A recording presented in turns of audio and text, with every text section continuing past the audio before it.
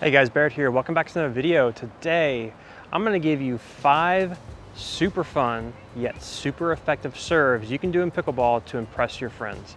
Now, keep in mind that these are fun yet effective, which means that this is not the kind of video where I'm going to be showing you how to make a consistent serve. I've done a video like that in the past, but these are just really cool serves that you can do to trick people up. They're super fun. So let's get started with the first one. Okay, the first serve that we're going to talk about here is the Centerline Serve. Now this is a cool little serve you can do that can completely catch people off guard. And it's exactly what it sounds like. It's a ball serve that hits the center line. The most important point with this serve though, you're going to serve just like you usually do, but you want to be lined up near the center line. You can't be on the center line as it comes back here, okay? You want to be snug right up against it, okay? And then you're just going to swing like you normally do and just aim for that center line, okay? It's a lot easier to do if you're right-handed, that is. It's a lot easier to do when you're on the left side of the court, like this. You can literally just aim straight down that line. You don't want to be scoot over here. Let me do it from your perspective. You don't want to be over here because now you have to pinpoint the shot coming across at an angle, whereas if you're on the center line here, you can just go straight down and it's a lot easier. Okay, swing like you normally do and don't try to be fancy with it. It may take a little bit of practice to get used to. Sometimes you'll kind of have to pull your body across to get the ball going to the left, but eventually you're going to get used to it. It's a cool little serve you can do. Now, let's do the exact opposite. Another super effective you can do is the kitchen corner serve. Okay, so when you're over here in the corner, you've got a really clear shot of the kitchen corner on the opposite side of the net and on the opposite side of the court. The whole point of this serve is to bring the receiver out. Sometimes they won't even get the ball, but if they do get the ball, they're going to be so far out of position that there's going to be a massive gap in the middle. Not only that, but because they've had to go rush so far out to the side, they may make a really bad return and then you can drive it right down the middle, okay? Same thing as usual, swing as you normally do, but you're going to have to be a little bit softer because it's a shorter shot.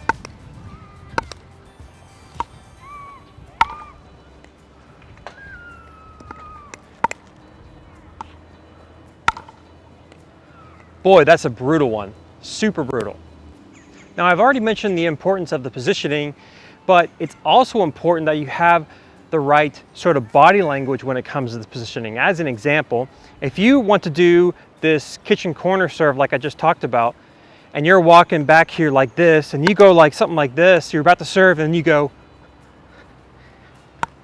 it's really obvious what you're about to do, okay? So as you're coming back to the line, getting ready to serve, just kind of meander your way over here like this, chill out, and then you can serve.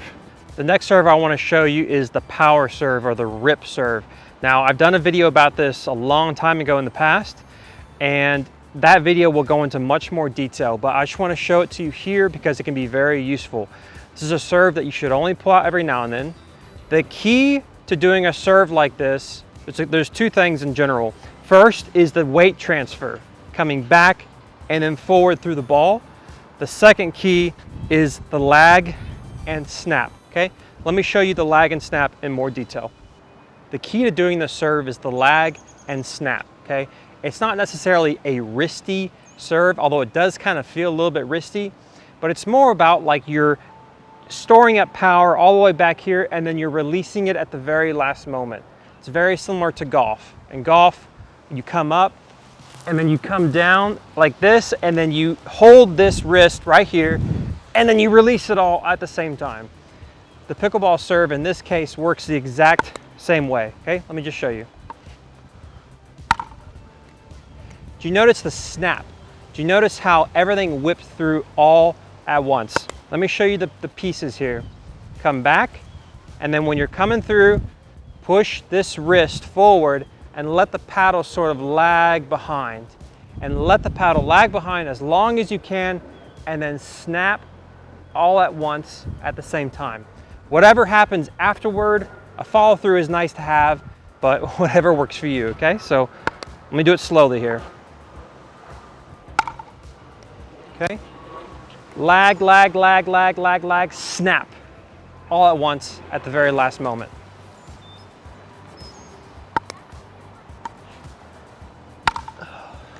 Boy, it's brutal.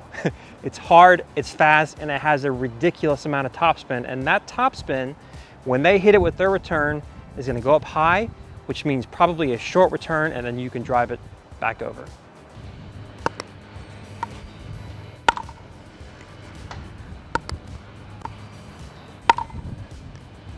All right, number 4, let's talk about the lob serve. This is a great serve to do every now and then to switch things up. Warning, don't use this against tennis players. Tennis players are used to hitting things that bounce up high. Don't do this against tennis players, in my opinion. The lob serve is great to do to mess up people who aren't used to hitting things up high like this. The stroke is very simple. Big thing to remember is that you can't hit the serve above your navel, above your belly button. So you can't do something like this, where you're hitting it up here like that. I see that all the time. You have to instead kind of come underneath the ball and hit underneath. Okay, let me show you. Like that. Do you see how underneath I came? Okay. It's a cool little shot. Again, it really messes up people who aren't familiar with how to hit the ball straight like up high.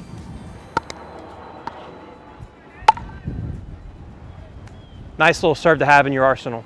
Okay, now we're moving on to the last serve, and by far, in my opinion, one of the most important serves to have. I would actually consider this a borderline normal serve, something that you can use all the time, and that is the slightly high topspin serve.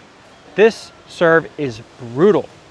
Okay, the reason is because if you hit a serve that's kind of high, but it has a lot of topspin on it, as long as it hits deep into the back of the court, that topspin is going to make the ball bounce a little bit higher, and it's already deep. So the receiver has two options. Either they short hop it, which means that when the ball bounces, it almost immediately hits their paddle, which is hard to do, or they have to back all the way up and try to return it.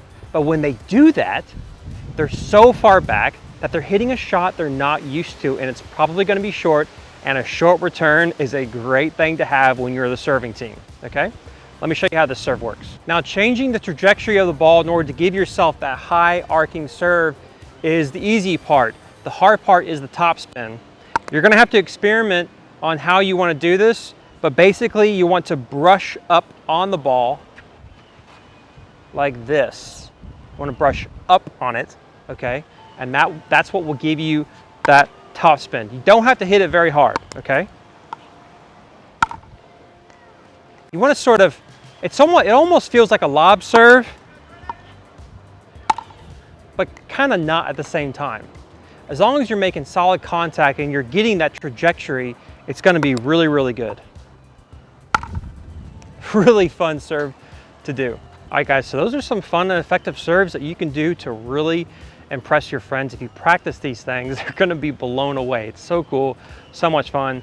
I hope you guys enjoy the video. If you're not yet subscribed to Pickleball Kitchen, please do so. It's just right down there somewhere. Hit that little bell. It'll let you know whenever I upload a video.